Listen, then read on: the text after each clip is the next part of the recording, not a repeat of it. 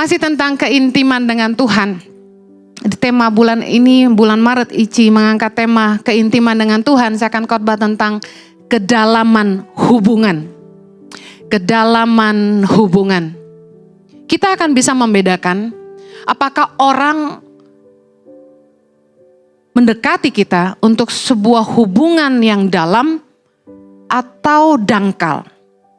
Ada 3 ciri hubungan yang dangkal. Bagi jomblo-jomblo bisa dicatat.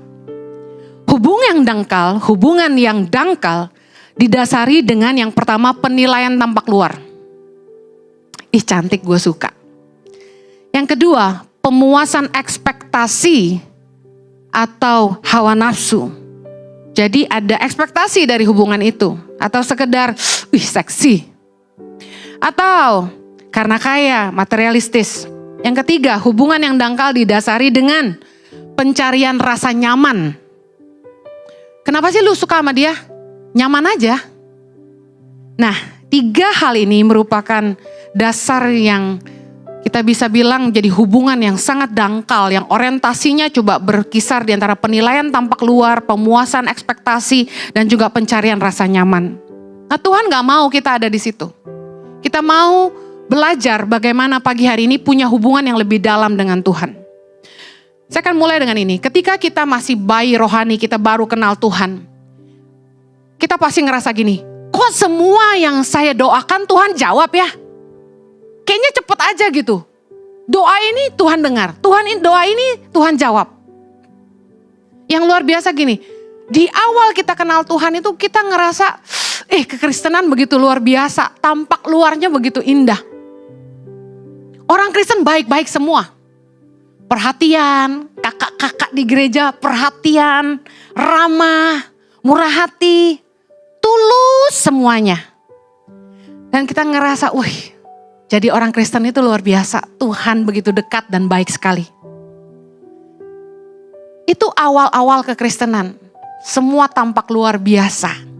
Tapi kita gak selamanya jadi bayi rohani yang mengerti, katakan amin. Kita akan masuk ke tahap yang namanya proses pendewasaan iman. Di situ orang Kristen biasa menyebutnya proses padang gurun.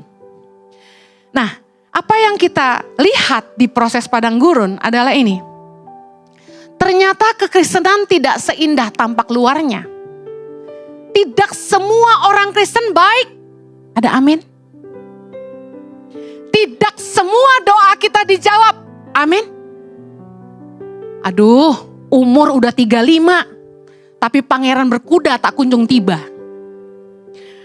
Udah wajah kurang menolong, kantong pun bodong. Kapan nih jodoh datang gitu ya? Aduh, kita stres biasanya kalau udah angka 30-an tuh anak-anak single ya. Udah mulai panik, udah mulai titip-titip sana sini. Tante, kalau ada anaknya tolong kenalin saya ya. Bu Heni, kalau pelayanan kemana-mana ketemu yang oke-oke, pendeta jomblo gitu, kenalin dong gitu ya. Biasa banyak promosi dan sale di situ. Ada lagi, diberkati di gereja, hidup dalam kekudusan, nikah udah lama, tapi gak dikasih keturunan. Ada lagi, pelayanan di gereja mulai ngalamin gesekan dengan sesama teman pelayanan. Nah ini biasanya ricuh. Dan kemudian ngalamin juga di level yang lebih tinggi. Ternyata hamba Tuhan juga bisa mengecewakan. Ada amin? Yang ngalamin saya bisa merasakan itu ya. Dan ngalamin juga jadi orang Kristen ternyata ngalamin tuh bisnis sama usaha kita gak selalu rame-rame dan lancar-lancar saja. Pasti ada masalah. Ada juga yang ngalamin di kerjaannya dipecat juga. Cari kerja susah. Udah doa-doa, temen sekomsel udah doain. Tapi belum dapat juga.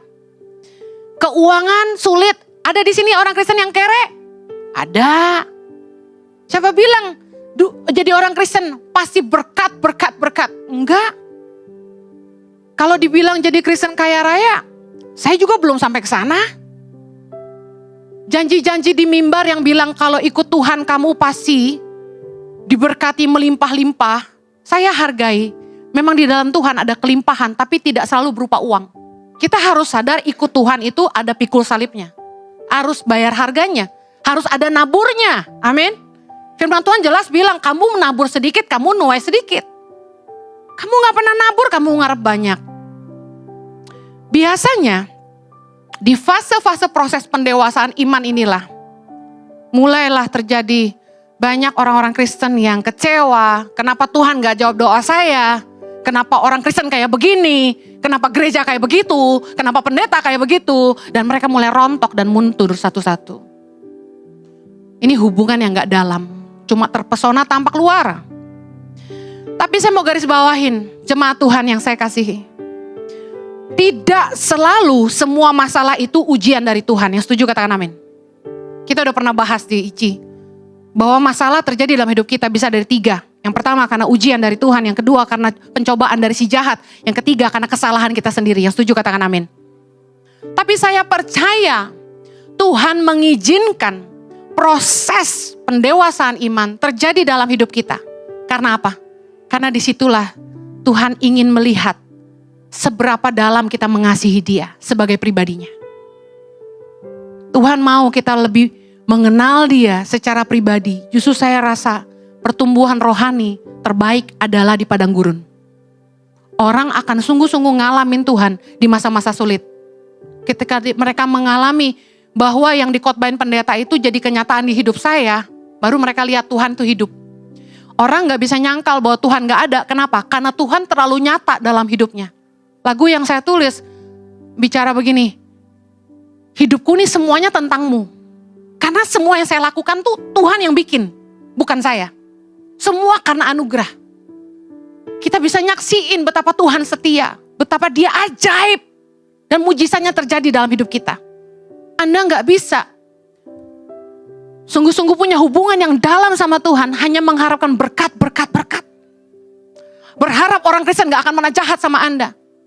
Berharap ke gereja, Anda akan ketemu orang-orang yang kayak malaikat. Tampangnya aja. Saya sering kali bilang ini. Anda perlu punya hubungan pribadi dengan Tuhan. Gak peduli kamu di gereja mana. Gak peduli kamu disakiti sama siapa. Kalau kamu punya hubungan yang dalam sama Tuhan, itu gak akan pernah mengguncangkan imanmu. Untuk sesaat mungkin. Kita pernah ngalamin, dikecewain sama pemimpin mungkin. Sama pendeta yang kita kagumin mungkin. Sesaat kita terguncang. Kita seperti kehilangan pegangan, kita mau percaya sama siapa lagi gitu. Kalau yang kita pikir udah deket sama Tuhan aja bisa begitu. Tetapi Roh Kudus akan selalu membawa kita kembali. Kalau Anda punya hubungan pribadi dengan Tuhan, seberapa besar pun goncangan kepada imanmu, kamu gak akan pernah ninggalin Tuhan. Katakan amin. Saya akan bahas, kenapa Tuhan mau kita punya kedalaman hubungan dengan Tuhan. Yang pertama, orang yang intim dengan Tuhan tidak akan kecewa meskipun doanya tidak dijawab. Orang yang sungguh-sungguh mengenal Allah akan tetap percaya. Katakan tetap percaya. Meskipun doanya tidak dijawab. Saya bilang ini gak mudah. Tapi ketika kamu berdoa dan doamu gak dijawab, yang terjadi sebaliknya, saya mau tanya, kamu mau tetap percaya gak? Ngomongnya gampang. Ini filosofi rendah. Enggak. Ini ujian iman terbesar. Saya mau kasih tahu, percaya tuh sulit ketika kamu yang ngalamin itu. Yang mengerti katakan amin. Tapi orang yang sungguh-sungguh kenal Tuhan akan tetap percaya meskipun doanya tidak dijawab. Rancangan Tuhan adalah yang terbaik. Dan bukan rancangan kita. Kedengerannya sederhana. Tapi seringkali waktu kita doa, kita udah punya rancangan di kepala kita. Harusnya Tuhan bikin begini. Tuhan kalau bisa, jodoh saya tuh kayak gini. Dan Tuhan kalau bisa, saya tuh punya rumah, terus saya tuh nikah, terus kita punya planning dan kita yang jadi desainernya. Tapi seringkali yang kita alamin gini, Tuhan gak selalu jawab seperti yang kita mau. Tapi orang yang intim dengan Tuhan, Yesaya 55 ayat 8 berkata, sebab rancanganku bukanlah rancanganmu, dan jalanmu bukanlah jalanku, demikianlah firman Tuhan. Saya percaya banyak planning kita yang amburadul hari ini diporak-porandain sama Tuhan, gak sesuai yang kita mau, tapi kemudian kita mengerti di ujungnya, ini yang Tuhan mau dan ini yang terbaik buat kita. Secara manusia, pasti kita punya kalkulasi, gimana nih caranya gue bisa dapat kembali harta gue yang hilang. Wah, kalkulasi. Jalan Tuhan pasti yang terbaik. Ada lagunya kan? Kita udah planning, enggak. Kita ditipu orang, mungkin kita habis dulu, lalu kita nangis dulu, lalu tiba-tiba kita doa Tuhan gak jawab-jawab. Kayaknya lama nunggunya, tapi tiba-tiba loh, ada jalan lain yang Tuhan buka, yang kita gak pernah pikirin sebelumnya. Begitu kita taat dan masuk ke situ, ajaib dan astaga apa yang Tuhan buat dalam hidup kita. Amen. Orang yang kenal Tuhan akan tetap percaya meskipun doanya gak dijawab. Jangan jadi bayi rohani gini, lu gak kasih gue gak sayang. Kalau Tuhan gak kasih saya gak ikut Tuhan. Kalau saya masih jomblo umur 40 gak ada Kristen-Kristenan. Saya mau bilang gini sama para jomblo-jomblo. Kalau kamu gak nikah-nikah bukan berarti Tuhan gak setia. Amin. Mungkin kamunya yang perlu dandan aja. Itu aja. Pengkhotbah 3 ayat 11 bilang, ia membuat segala sesuatu indah pada waktunya. Planning kita, timing kita gak pernah sesuai sama Tuhan. Jalan Tuhan, rancangan Tuhan, waktunya Tuhan. Amin. Anda nyerah aja deh. Orang tuh kalau dekat sama Tuhan dia pasrah seperti gini. Saya kalau disupirin suami saya, jujur stres. Kenapa? Dia pembalap. Tapi yang saya tahu begini, dia pembalap yang baik. Tuhan kalau saya ngomong ini lalu diuji gak ya? Gitu. Gak pernah tabrakan lah intinya gitu ya. Jadi waktu kami pulang dari Bandung ke Jakarta, kalau Jojo yang nyetir saya tuh bisa tidur lelap selelap-lelapnya. Tapi kalau orang lain saya bangun. Kenapa? Was-was. Awas-awas. Rem. Kiri-kiri. Ya gitu. Kalau kamu bisa nyetir kamu secerewet itu gitu kan. Tapi kalau sama suami saya tuh kayak pasrah gitu loh. Emang gue udah pasrah sih sama lu Jo. Jadi sama Tuhan tuh kayak gitu. Belum tentu yang kita mau tuh Tuhan kasih, tapi udah pasrah aja. Tuhan tahu yang terbaik, caranya terbaik, dan waktunya terindah. Katakan amin. Yang kedua, kenapa Tuhan mau kita memiliki kedalaman hubungan dengan Dia? Saya bisa percaya sama suami saya karena kami punya hubungan yang dalam. Anda akan percaya sama Tuhan kalau Anda punya hubungan yang dalam dengan Tuhan. Amen. Yang kedua, mengapa Tuhan mau kita memiliki kedalaman hubungan dengan Dia? Karena orang yang intim sama Tuhan akan tetap bertahan meski keadaan tidak nyaman. Ada orang-orang yang gini, gak nyaman di sini keluar, gak nyaman di sini keluar, gak ngikutin yang dia mau pergi. Hubungan yang dangkal justru didasari dengan pencarian rasa nyaman. Kalau gue nyaman sama lu, gue oke sama lu. Gak gitu. Sama Tuhan itu justru prosesnya banyak banget yang saya rasa gak nyaman. Malah Tuhan cenderung mengeluarkan kita dari rasa nyaman. Supaya kita punya iman. Katakan amin. Orang-orang Kristen yang punya kedekatan dengan Tuhan akan tetap bertahan. Meskipun segala sesuatu terasa tidak nyaman. Jangan jadi orang Kristen yang shallow, yang dangkal. Yang bertahan kalau semua aman-aman. Tuhan baik selama semuanya baik. Felix tulis lagu, kau baik walaupun keadaan gak baik. Rencanamu terbaik. Lagu itu luar biasa bukan? Anda harus selalu bilang gitu bahwa apapun yang terjadi dalam hidup saya Tuhan selalu baik. Katakan sama-sama yuk, 3, 2, 1. Apapun yang terjadi dalam hidup saya Tuhan selalu baik. Katakan amin. Matius 11. Yesus dan Yohanes Pembaptis ayat 2 dikatakan gini. Katakan sama-sama saya, di dalam penjara. Dari situ dulu. Di dalam penjara, Yohanes mendengar tentang pekerjaan Kristus. Lalu menyuruh murid-muridnya bertanya kepadanya, engkaukah yang akan datang itu atau haruskah kami menantikan orang lain? Ayat 4, baca sama-sama. Yesus menjawab mereka, pergilah dan katakanlah kepada Yohanes, apa yang kamu dengar dan kamu lihat Orang buta melihat, orang lumpuh berjalan, orang kusta menjadi tahir, orang tuli mendengar, orang mati dibangkitkan, dan kepada orang miskin diberitakan kabar baik. Ayat 6 baca sama-sama yang keras. Dan berbahagialah orang yang tidak menjadi kecewa dan menolak aku.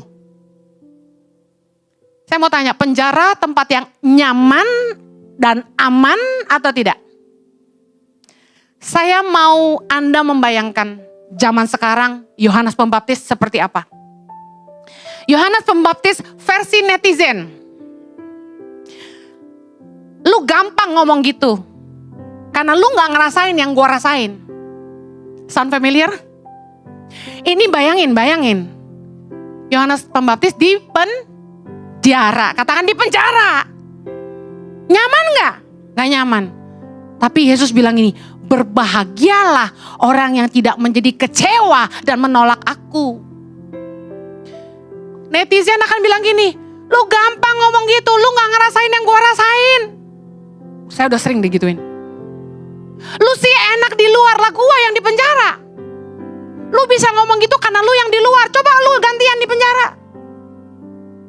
Bikin mujizat dong, biar gue bisa bebas dari sini, jangan ngomong aja. Versi netizen kan? Saya mau tanya, apakah Yesus tidak bisa menolong Yohanes Pembaptis?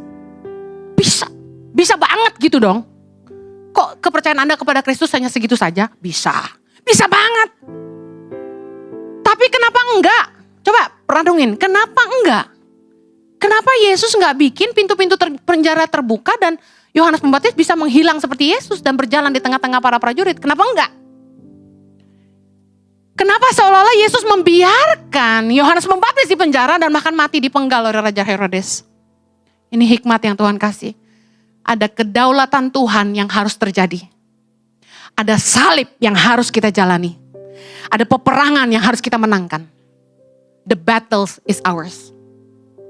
Dalam hidup kekristenan, Anda jangan pikir tenang, aman. Anda gak akan bertumbuh, Anda gak akan pernah dewasa, Anda gak akan pernah kenal Tuhan. Tapi dalam perjalanan imanmu, ada salib yang kamu harus jalani. Ada harga yang kamu harus bayar. Ada peperangan yang kamu harus menangkan. Dan ada kedaulatan Tuhan yang harus terjadi dalam hidupmu tanpa kamu boleh bertanya, kenapa? Why? Why this way? Why not that way? Saya juga mau kalau bisa tanya, Tuhan, kenapa saya dilahirkan di keluarga seperti ini? Saya bawa tur ke Holy Land. Sepasang suami istri berkata kepada saya, Bu Heni, cari mantu, bibit, bebet, bobot itu penting. Jangan sampai kita dapat mantu yang bibit, bebet, bobotnya gak bagus. Setelah ngomong itu, anaknya cerita, ada pendeta yang ngenyek Ibu Heni. Kok lu percaya sih sama si Heni Kristianus itu? Dia tuh kan anak kayak begitu. Anak dari orang tua yang kayak begitu. Orang tuanya kayak begitu, lu pikir dia kayak apa?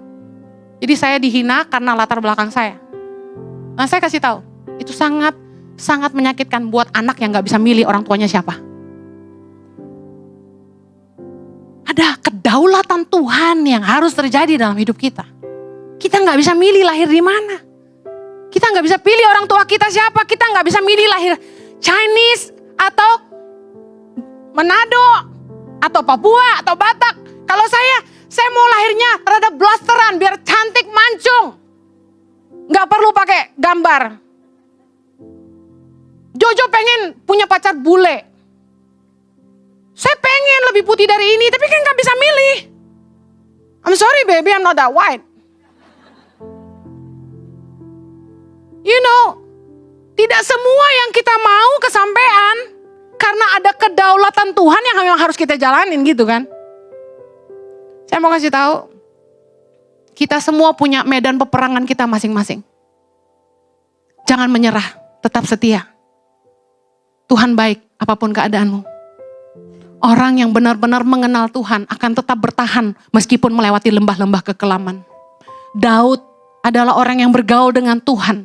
Dan dia tulis dalam Mazmur 23 ayat 4. Sekalipun aku berjalan dalam lembah kekelaman, aku tidak takut bahaya.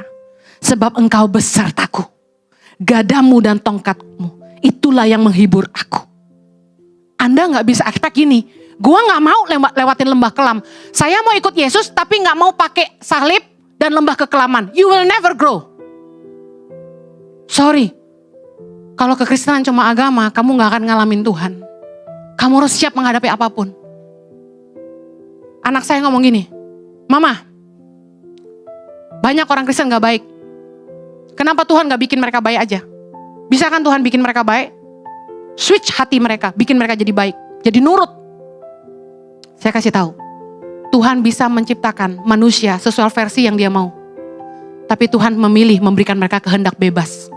Kenapa? Karena Tuhan mau dicintai, bukan karena apa yang dia beri. Tuhan mau dicintai, karena itu lahir dari hati. Apakah kita mengasihi Tuhan dari hati kita? Apapun keadaan kita. Yang terakhir, kenapa Tuhan mau kita memiliki kedalaman hubungan dengan Dia? Karena orang yang intim dengan Tuhan akan tetap taat sekalipun harus berkorban. Anda ingat bagaimana Yesus bertanya kepada Simon Petrus 3 kali? Simon, apakah engkau mengasihi aku? Yesus tanya itu 3 kali dalam Yohanes 21 ayat 15-17. Yesus tanya pertanyaan yang sama. Simon anak Yohanes, apakah engkau mengasihi aku? 3 kali diulangi. Yang kita tahu bahwa artinya berbeda-beda. Yang pertama, kasih phileo, kasih antara persahabatan, pertemanan. Kepada kasih agape, kasih yang mau berkorban, kasih yang tidak mementingkan diri sendiri. Dari pertanyaan ini saja kita bisa melihat Tuhan tidak mau kita punya hubungan yang dangkal dengan Dia. Tapi Tuhan mau kita punya hubungan yang dalam dengan Dia. Dari phileo menjadi agape. Dari kasih seorang sahabat menjadi kasih orang yang mau berkorban dan tidak mementingkan diri sendiri. Kita ikut Tuhan bukan lagi untuk kejar berkat-Nya, tapi untuk menghidupi kehendak-Nya. Katakan amin. Saya pernah cerita berkali-kali bahwa tiap kali saya doa, saya tidak pernah minta diberkati. Tidak pernah. Saya tidak pernah doa Tuhan minta jemaat yang banyak, Tuhan minta gereja yang besar. Tidak pernah. Saya kasih tahu. Saya kejar apa yang jadi hati Tuhan. Tuhan, apa yang kau mau dengan hidupku? What do you want me to do, Lord? Dan itu gak gampang. Yang Tuhan mau itu menarik iman saya, kapasitas saya. Hal-hal yang saya gak mau kerjakan. Hal-hal yang bikin saya capek dan stres. Tapi saya tahu, kalau saya kejar apa yang jadi kerajaan Allah dan kebenarannya, semuanya Tuhan tambahkan. Jemaat, keuangan, apapun yang Tuhan berikan, hanya bonus dari Tuhan. Tapi yang kita kejar harusnya bukan lagi berkat. Tapi ketika Anda bertumbuh, Anda mencari kehendak Tuhan, bukan lagi tangannya Tuhan. Katakan amin. Tuhan mau kita sampai di fase ini. Kita belajar taat meskipun kita harus berkorban. Matius 10. Saya mau Anda baca. Matius 10. Yesus membawa pemisahan bagaimana mengikut Yesus. Jelas banget perikopnya. Ayat 34 sampai 39 kita baca sama-sama. 3, 2, 1. Jangan kamu menyangka bahwa aku datang untuk membawa damai di atas bumi. Aku datang bukan untuk membawa damai, melainkan pedang.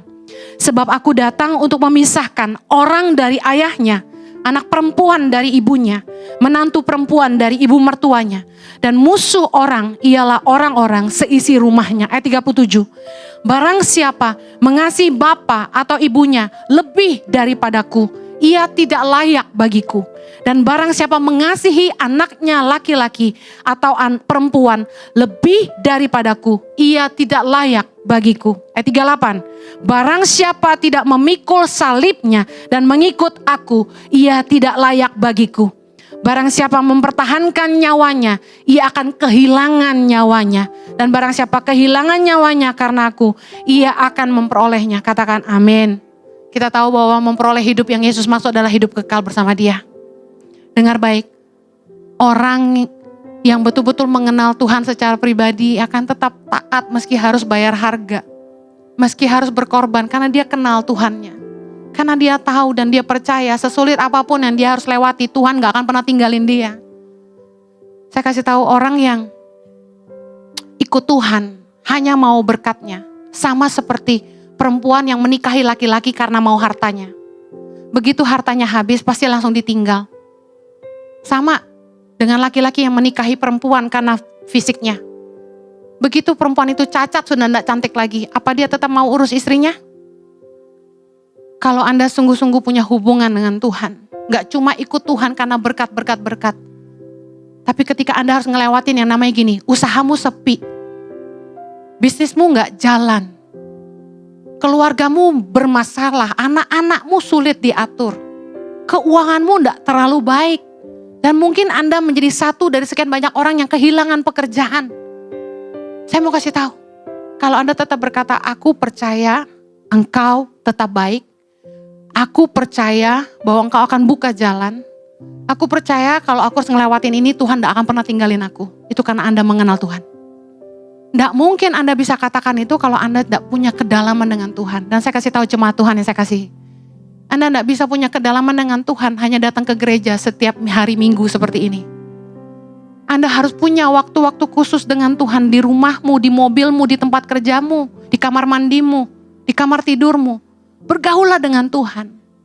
Belajar mengenal Dia, baca firman. Dengar firman Tuhan dan lakukan. Perjalanan imanmu yang kamu jalani bersama dengan Tuhan. Ketika kamu menghadapi masalah, firman Tuhan yang jadi peganganmu dan kamu hidupi dan kamu lakukan itu. Akan membawa imanmu terus bertumbuh. Dan ketika kamu ngalamin masalah demi masalah, pergumulan, ujian. Kamu akan tetap bertahan karena kamu ngalamin Tuhan. Seberapa dalam Anda mengenal Tuhan? Matius 24 ayat 13 berkata gini. Tapi orang yang bertahan sampai pada kesudahannya akan selamat. Katakan amin. Yesus ingatin kita. Tetapi orang yang bertahan sampai pada kesudahannya akan selamat. Kalau Anda baca di ayat sebelumnya, Anda akan dengar deru perang. Anda akan diserahkan karena nama Tuhan dan lain sebagainya. Yesus tidak bermaksud menakut-nakuti kita. Tapi bukankah itu yang kita sedang hadapi hari-hari ini? Kasih kebanyakan orang akan menjadi dingin. Orang tidak takut lagi sama Tuhan. Daniel 11 ayat 32b berkata, tapi umat yang mengenal Allahnya akan tetap kuat dan akan bertindak. Ingat, jangan cuma puas jadi Kristen mingguan. Bangunlah hubungan dengan Tuhan. Anda tidak bisa belajar kenal Tuhan kalau Anda tidak pernah berkomunikasi dengan Tuhan. Tidak pernah hidupi firman, tidak pernah belajar firman. Saya percaya Tuhan akan membantu Anda melalui Roh Kudus-Nya yang mengajarkan kepada kita segala sesuatu. Apapun ujian yang Anda hadapi hari ini, jangan pernah menyerah. Saksikan Tuhan setia. Dia tidak akan pernah tinggalin kita. Alami Tuhan itu hidup. Alami penyertaannya yang sempurna. Setiap hikmat yang Tuhan jatuhkan dalam hatimu adalah tanda kasih setianya. Kita tidak terlalu cakap, kita tidak terlalu pintar kalau bukan karena Dia. Tidak ada seorang pun yang terlalu hebat. Kita semua butuh Tuhan, amin. Mari pejamkan mata. Terima kasih Tuhan Yesus. Thank you Lord. Berbicaralah buat setiap kami Tuhan pagi ini. Bawa umat-Mu ke level yang lebih dalam dengan Tuhan. Bikin mereka ngalamin Tuhan secara pribadi. Dan menyaksikan pertolongan-Mu yang tidak pernah terlambat dalam hidup mereka. Terima kasih Tuhan Yesus.